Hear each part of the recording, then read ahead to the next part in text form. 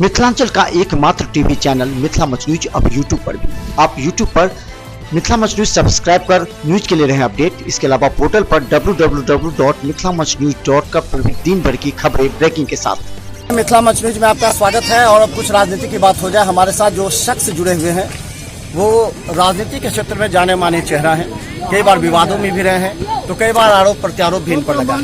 और अब खासकर हम बता दें, इनसे मिलिए, ये आर.के. चौधरी जी हैं जो पिछली बार चुनाव अगर देखा जाए तो हायाघाट में काफ़ी ज़्यादा विवाद रहा है। पिछले बार लोकसभा चुनाव में भी इन पर आरोप भी लगे हैं और सीधा इनका जो रामचंद्र पासवान जी से सीधा संपर्क रहा है। और ये जाने माने जाति छात्र में लोजपा में इतना उछल पुछल क्यों दिखाई दे रहा है? किस समय? चुनाव के समय, लोकसभा में। देखिए, लोक जनशक्ति पार्टी का एक आइडियोलॉजी है। हर पार्टी का अपना संविधान होता है। हर पार्टी एक संवैधानिक पद पर होता है, काम करते हैं। सदन को विदा कर दें। तो लोकसभा चुनाव में जो विवाद रहा, आरोप प्रत्यारोप लगे कई बार, तो क्या अगर आप 2019 के लोकसभा की बात कर रहे हैं, किसकी बात कर रहे हैं? श्री रामचंद्र पासवान के चुनाव की बात कर रहे हैं या रामचंद्र पासवान के चुनाव? रामचंद्र पासवान के चुनाव के समय हमारी पार्टी में किसी तरह का कोई प्रभाव नहीं, किसी तरह का कोई प्रभाव नहीं था। हायाघाट विधानसभा का उत्तरदायित्व मुझे पार्टी को सौंपा।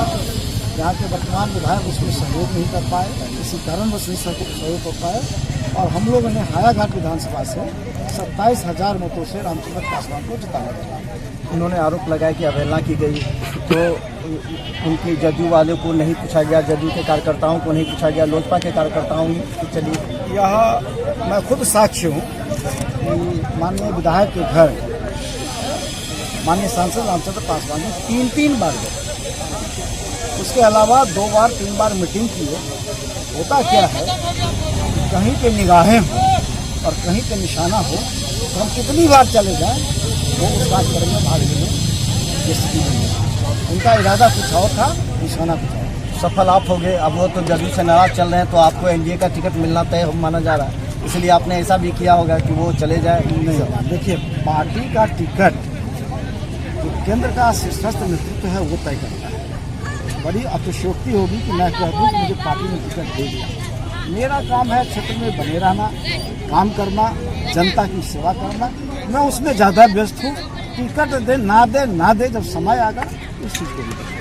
तो अभी आपके कंधों पर एक जिम्मेवारी है, क्योंकि पुलिस राज बने हैं, तो जिन क्षेत्रों में विकास के कार्य रुके हैं और आपको हायाघाट चुनाव भी आने वाले हैं और आप भी विकास कर सकते हैं जो सांसद का जो राशि आ जाए, तो क्या क्या आपने प्रोजेक्ट बनाया? देखिए, 2015 में चुनाव में लड़ा है।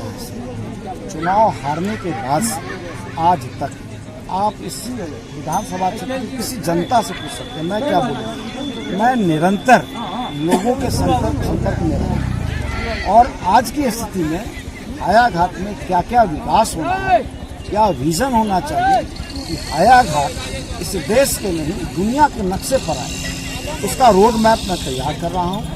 निश्चित रूप से प्रिंस पासवान जी पिता की मृत्यु के बाद चुने गए। अभी प्रिंस पासवान जी को जो MP लैड फंड जिसको कहते हैं, क्षेत्रीय विकास का जो फंड मिलता है, अभी तक प्राप्त नहीं हुआ है। हमारे पास रोड मैप है, स्केच है और जब वो फंड की प्राप्ति होगी MP का भी फंड और बिहार सरकार से भी मांग करके हम इस क्षेत्र का विकास करना है। विधायक जी के फंड और कार्य को क्यों रोक रहे हैं? कहा जा रहा है कि विधायक जी के कई विकास के कार्य हो रहे हैं तो बाधा डाल रहे हैं। वहाँ तक नल जल योजना को लेकर के मुख्यमंत्री सबसे पहले हायाघाट में आए थे, लेकिन देखिए, जो जीता हुआ विधायक अगर अपना पूरा फंड नहीं खर्च कर पाएगा उसके घर तो वो पैसा जाएगा। इतना समझिए, वो पैसा मिला है क्षेत्र के में विकास के लिए। अगर वो नहीं कर पा रहे हैं किसी निजी कारणों से या किस कारण से मैं नहीं जानता, तो निश्चित रूप से वो जो फंड शेष रह जाएगा, जो अगला विधायक होगा उस रुपये का भरपूर खर्चा करेगा। आगामी क्या योजना है? निश्चित रूप से मैं जनता के बीच हूँ, तो मैं कोई यहाँ सेवा कर रहा हूँ, तो हमारा भी लक्ष्य है। पार्टी अगर मौका देती है तो निश्चित रूप से हम चुनाव लड़ेंगे यहाँ से। तो शाहनवाज कैफी क्या करेंगे आप? देखिए, शाहनवाज कैफी जी जो वर्तमान स्थिति है, पार्टी में प्रधान महासचिव बना दिए गए, इसीलिए बना दिए गए कि वो आपके को डिस्टर्ब ना करें। और पार्टी पार्लियामेंट्री बोर्ड के मेंबर भी बनाए गए। अब वो लगता है कि वो चुनाव लड़ाने की भूमिका में रहे, ऐसा मेरा व्यक्तिगत मानना है। मैं पार्टी को से कोई वक्तव्य नहीं दे सकता। और शाहनवाज काफी अच्छे आदमी हैं, दुधारू नेता है। अगर मान लीजिए कि हम दरभंगा जिला में 3 सीट लेते हैं तो निश्चित रूप से उनको भी स्थान मिलेगा। गठबंधन धर्म निभाते हुए अगर 3 सीट मिलता है तो शाहनवाज भी लड़ेंगे, हम भी लड़ेंगे, और भी कोई नेता होगा वो भी लड़ेगा। लेकिन अभी वर्तमान राष्ट्रीय अध्यक्ष चिराग पासवान जी का बड़ा स्पष्ट संदेश है कि जो विधानसभा लड़ेगा उसके लिए 4 क्राइटेरिया फिक्स है। पहला यह है कि 25,000 आपको सदस्य बनाना है अपनी विधानसभा में। विधानसभा के जितने बूथ है उस बूथ पे जाना है, वहां पर 2 समस्याओं को लिखना है। और तीसरा, बूथ कमेटी तैयार करना है और हर बूथ पर एक बूथ का अध्यक्ष बनाना है। और आगामी 14 अप्रैल को लोक जनशक्ति पार्टी बिहारी फर्स्ट विजन को लेके गांधी मैदान में बाबा साहब भीमराव अम्बेडकर के जन्मतिथि पर बहुत बड़ा वहां पर जो है सो आयोजन कर रही है।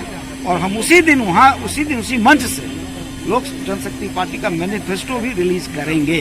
तो जो इन क्राइटेरिया को, मापदंडों को पूरा करता होगा उनको टिकट की पात्रता बनेगी। पासवान ने तो ये भी कहा कि जो जदयू का क्षेत्र है वहां से हम अपने उम्मीदवार नहीं उतारेंगे, उन्होंने ये भी कहा। ऐसा है कि जदयू पिछले विधानसभा में लोजपा के साथ 21 सीटों पर सीधा मुकाबला किया और जो 21 सीट इंगित है इसमें हमारे पार्टी के बहुत वरिष्ठ लोग जैसे कि काली पांडे हैं, अनिल चौधरी जी हैं, है ना, हमारे सांसद हैं, वो क्या नाम है उनका, कैसर साहब, उनके लड़के हैं, मैं हूँ। तो मैं समझता हूँ कि इतने बड़े कद्दावर लीडर को साइडलाइन करके काम ऐसा नहीं होगा।